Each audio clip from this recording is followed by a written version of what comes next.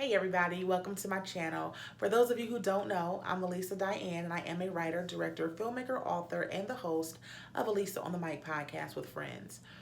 Today we're going to be talking about my process and what I do to get started on a new project. And that could be a novel, a short film, a TV pilot script, or even a feature script. Whatever it is, I usually do the same thing to kind of prepare my mind and get myself going and to kind of prepare myself to lock down and get the job done. So I want you guys to stay tuned, and when we return, we're going to jump right in.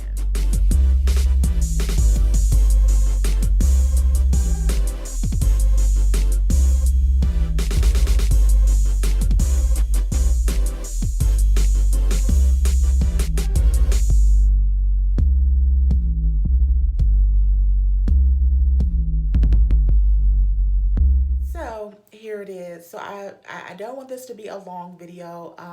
It's gonna kind of be short, sweet, and right to the point. My process is pretty simple. Um, Unlike a lot of people that I talk to, I don't do a lot of pre-planning, if you will, for what I'm going to write about.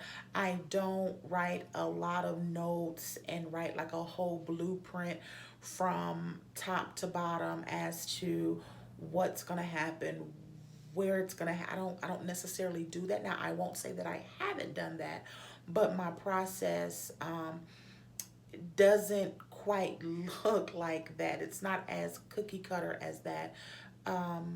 What I do, or what I have done, is if I know how I want the film or the script to end, or I know what type of cliffhangers or things like that, I'll jot those things down. I may jot down the characters, especially the main characters.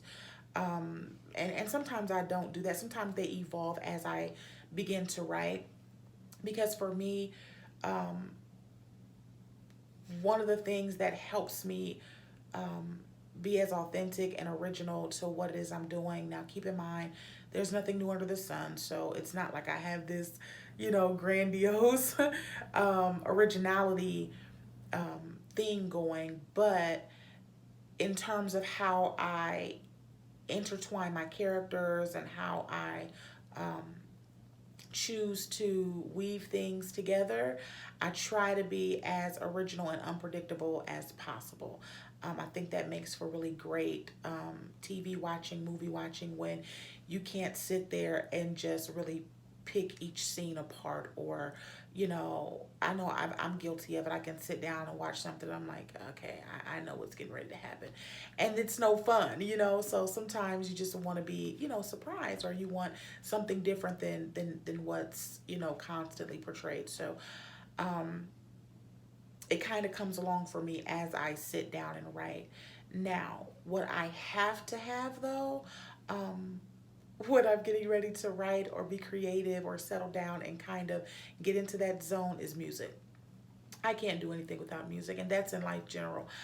In general, I have to have music, and I am a 90s girl to the T. So anything that came about the 90s as far as R&B, um, pop, like that's my zhuzh, okay? So I can be sitting and listening to a playlist that is literally hours long of just straight 90s. I'm talking about Boys to Men, Jagged Edge, Tank, Jill Scott, Erica Badu, Brandy, Monica, TLC, Escape.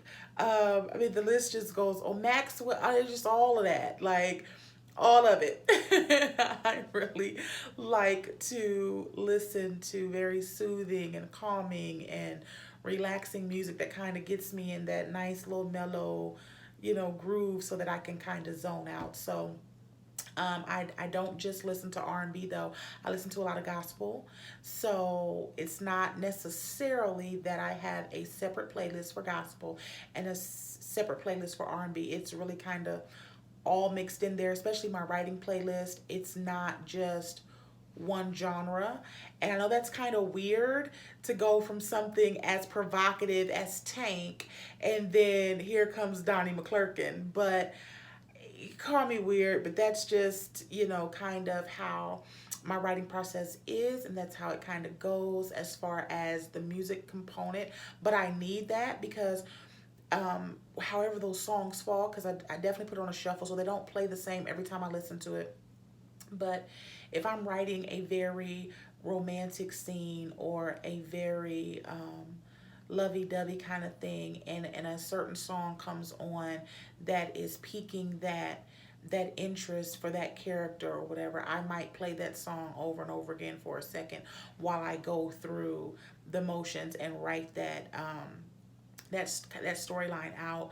Um, Obviously, I may skip some songs just to kind of keep that, romantic feel kind of going. I'll just listen to that for a spell. But, you know, whenever I want a redemptive character or spirituality to be placed in, of course, the gospel helps, with that as well. So that is something that is a staple for me. Another thing that I do is I keep a notebook by my bed. And so if I'm awakened with an idea or dream or whatever the case may be that I feel like would be really good for a storyline, I will either write it in the notebook or voice record it into my phone. Either way, there's a notebook, and the phone, of course, is by my bed so that I don't miss an opportunity to kind of create, because I'll forget by the time I actually wake up. And there have been times where what I felt was so good that I got up and went straight to the computer and kind of just started writing. So it just depends on how strong that feeling is or idea is. It just depends on whether I just write it down at my bedside or I get up and come to the computer. One thing that I don't do though is when I know that I'm getting ready to write on a project, or I know that I'm getting ready to start any kind of creative venture, I start to minimize what I watch on TV. And not because I don't want to watch it, it's just I don't want a lot of influence when I'm in that creative spell, because I don't want what I'm seeing to kind of infiltrate into what it is that I'm getting ready to create. So I might, take a day or so and binge watch my guilty pleasures like Marriage Boot Camp or Love After Lockup, stuff like that.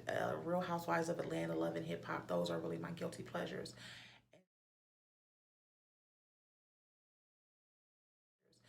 And so I may watch those. But as far as like really good scripted television, I kind of put those on the back burner until I'm complete with what it is that I'm doing. I also don't really read a lot of books either.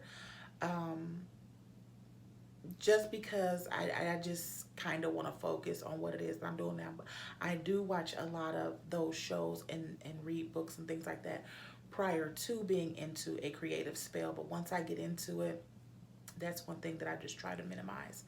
Um, I also like to still my house down, so I kind of am most creative at nighttime, and that has a lot to do with the fact that my husband, of course, works at night, and my kids are kind of settled.